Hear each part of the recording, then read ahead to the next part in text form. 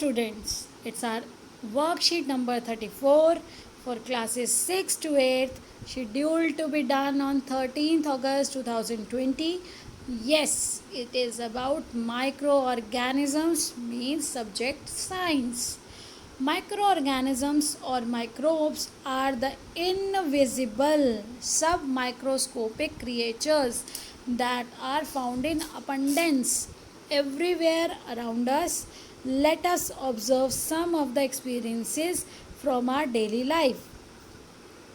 बेटा देखिए सी micro organism, micro होता है बहुत छोटा, वो माइक्रो ऑर्गेनिजम्स या माइक्रोब्स वो जीवाणु हैं जो हमें दिखाई नहीं देते, हमें आइस से दिखाई नहीं देंगे, हमें उसके लिए माइक्रोस्कोप का यूज़ करना पड़ेगा उन्हें देखने के लिए, पहचानने के लिए। अब देखिए हम कुछ एक्सपीरियंसेस जो उनसे रिलेटेड हमारी डेली लाइफ के हैं वो देखते हैं। पहली प्रॉब्लम है, Suraj came to the school with a running nose and sneezed in front of you, you get cold next day, why. बेटा सूरज स्कूल आया, उसका नाक बह रहा था, छींकें आ रही थी, उसको कोल्ड था, और जैसे ही उसने आपके सामने छींका उस कारण आपको भी कोल्ड हो गया अगले दिन। तो ऐसा क्यों हुआ? बेटा कोल्ड जो कॉमन कोल्ड है वो कम्युनिकेबल डिजीज़ है, उसके जो वहाँ वायरसेस हैं, जो वहाँ माइक्रो ऑर्गेनिजम्स हैं, वो उसके छींकने पर हवा में आ गए, और हवा में आने के बाद जब आप उस हवा के कांटेक्ट में आए ब्रीदिंग के लिए, जब आपने सांस लिया वो सांस के थ्रू आपके अंदर चले गए और अंदर जाके उन्होंने आपको भी इन्फेक्शन दे दिया, तो इस कारण आपको भी कोल्ड हो गया। तो यही आपको आंसर लिखना है। उसके बाद है, how was Suraj responsible for your catching cold. अब आपको कोल्ड हो गया, उसका कारण सूरज कैसे हो सकता है? तो उसका कारण इसलिए सूरज है क्योंकि जब उसको छींक आई तो उसने शायद अच्छी तरह से अपना मुंह, अपना नाक नहीं ढका, और उस कारण आपके पास वो माइक्रो ऑर्गेनिज्म पहुँच गए। तो हम इनका आंसर इस तरह से लिख सकते हैं। फर्स्ट है, Suraj came to the school with a running nose and sneezing, while sneezing in front of me the microorganism came into the air। जब आपकी तरफ उसने छींका तो हवा में वो आ गए। During breathing the same microorganisms entered in my body and I also got affected with the same infection। उसके बाद देखिए उसका बी पार्ट था, सूरज was responsible for my cold infection। बेटा देखिए ये यहाँ पर आपको, क्योंकि ये रिस्पॉन्सिबल आपको शायद समझ में ना आए इसलिए मैंने यहाँ पर ब्रैकेट में दोबारा लिख दिया था कि ओवर राइटिंग में आप कहीं कंफ्यूज ना हो जाए। तो Suraj was responsible for my infection because while sneezing he had not covered his nose and mouth properly.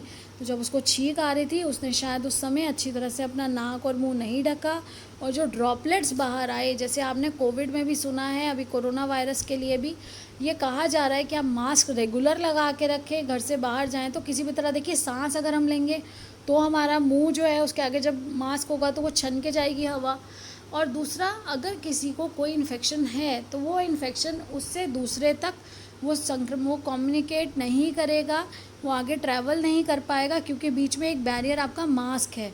तो वही अगर उसने यूज़ किया होता अपना जो हैंकी है, हैंकर चीफ को ढंग से उसने अगर अपने मुंह को और नाक को ढका होता, कोई मास्क लगाया हुआ होता, तो वो कॉमन कोल्ड जो था वो आगे नहीं, और किसी को इन्फेक्शन आगे फॉरवर्ड नहीं होता। तो इसलिए उसको रिस्पॉन्सिबल माना गया कि उसको कम से कम अपने नोज़ को, माउथ को कवर करना चाहिए था अच्छी तरह से।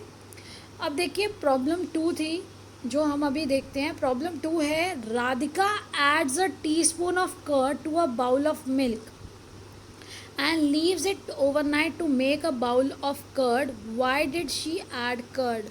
बेटा यहाँ पे बोला गया राधिका ने 1 टीस्पून कर्ड, गरम जो आप दूध का भरा हुआ बाउल है उसके अंदर डाला, थोड़ा सा दही, कर्ड है दही, और पूरी रात के लिए आप छोड़ते हैं। घर में भी आप देखेंगे जो राधिका ने किया, रात को छोड़ेंगे और सुबह दही बन जाता है, वो दूध दही में परिवर्तित हो जाता है। तो राधिका ने वो दही क्यों ऐड किया था उसके अंदर? तो यहाँ ये कारण है बेटा, आजकल अगर आप देखेंगे तो मम्मी दही जमाती भी होंगी आपके घर पे, तो आप मम्मी को कहिए और ख़ुद दही जमा कर देखिए। दही जमने जो हम रखते हैं, जो हम रात को दूध बाहर रख देते हैं, या आप दिन में भी कर सकते हैं कि उसको 5 से 6 घंटे अगर बाहर रख देंगे थोड़े से दूध को हल्का गुनगुना करके, और उसमें बिल्कुल थोड़ी सी दही, टीस्पून जितनी दही या आपके नॉर्मल स्पून में 1/4 चम्मच आपने अगर एक कटोरी में डाल दिया, उसके बाद आप देखेंगे कुछ घंटों बाद वो पूरा दूध जो होता है वो जम जाता है और वो दही बन जाता है। दही में जो लैक्टोबैसिलस बैक्टीरिया है बेटा, वो होता है जो बैक्टीरिया, ये जो माइक्रो ऑर्गेनिजम्स हैं 2 तरह के हैं, एक हमारे लिए अच्छे हैं, एक हमारे लिए बुरे हैं। जो हमें डिजीज़ेज़ देते हैं, जो हमें रोग देते हैं, वो बुरे हैं, और कुछ हैं जो हमारे लिए अच्छे हैं, जैसे कि ये लैक्टोबैसिलस है जो दही में है, दही बनने के बाद हमारी बॉडी के लिए अच्छी है, तो हमें दही बनाने में, हमारे ब्रेड्स बनाने में, हमारे बन्स बनाने में, केक बनाने में इन माइक्रो ऑर्गेनिजम्स का, यीस्ट का बहुत बड़ा रोल है। तो वो जब ये रात को छोड़ देते हैं तो क्या होता है, वो थोड़ा सा बैक्टीरिया उन्होंने दूध में डाल दिया, वो पूरी रात काम करता है और वो पूरे दही को जो है वो दूध में बदल देता है, वो मल्टीप्लाई हो जाता है, वो बैक्टीरिया 2, 4, 6, 8 बढ़ता चला जाएगा और धीरे धीरे वो कुछ घंटों में पूरे दूध को ही मल्टीप्लाई होकर दही में बदल देगा। तो by adding a teaspoon of curd to a bowl of milk, she is adding few lactobacillus bacteria, थोड़े से उन्होंने बैक्टीरिया वहाँ इंट्रोड्यूस कर दिए वो दूध को टच करके, विच विल वर्क ओवरनाइट, जो पूरी रात काम करेंगे, and change the milk into curd, और इसको ब्रैकेट में मैंने आपको लिख के बताया, those bacteria will multiply overnight, पूरी रात में वो आगे आगे बढ़ते जाएंगे और इनकी मल्टीप्लिकेशन बहुत फास्ट होती है, तो वो कुछ ही घंटों में पूरे दूध को ही दही में बदल देंगे। आशा करती हूँ, I hope you understood the whole worksheet, and please try practically. बेटा इसको प्रैक्टिकली घर पे करके देखिए, आप खुद करके देखेंगे दही बहुत आसानी से आजकल जम जाता है, और आपकी मम्मी घर में जमाती भी होंगी तो एक बार आप उसको देखिए, उनसे पूछिए कि किस तापमान पे कितना हल्का सा गुनगुना होगा जब दूध, उसमें थोड़ा सा दही डालेंगे तो वो सही तरह से आपको बहुत स्वादिष्ट दही मिलेगी। तो अभी उसका भी आपको जब पता चलेगा, धीरे धीरे अंदाज़ा हो जाएगा कि बहुत ज़्यादा गर्म भी नहीं होना चाहिए, नहीं तो वो इनएक्टिव हो जाते हैं या लेस एक्टिव हो जाते हैं, तो आपको उसको देखना पड़ेगा कि वो भी उस तापमान पर काम करते हैं। ऐसे ही आप केक बनाते हो तो उसके लिए एक तापमान होता है कि किस समय में वो यीस्ट जो है, या ब्रेड बनती है, हम लोग ब्रेड खाते हैं तो उसमें भी खमीर का जो इस्तेमाल किया जा रहा है, वो सब हमारे ऑर्गेनिज़म, वो माइक्रो ऑर्गेनिज़म्स हैं जो हमारे लिए अच्छे हैं। I hope you understood. Please keep learning, stay happy, stay blessed. Bye.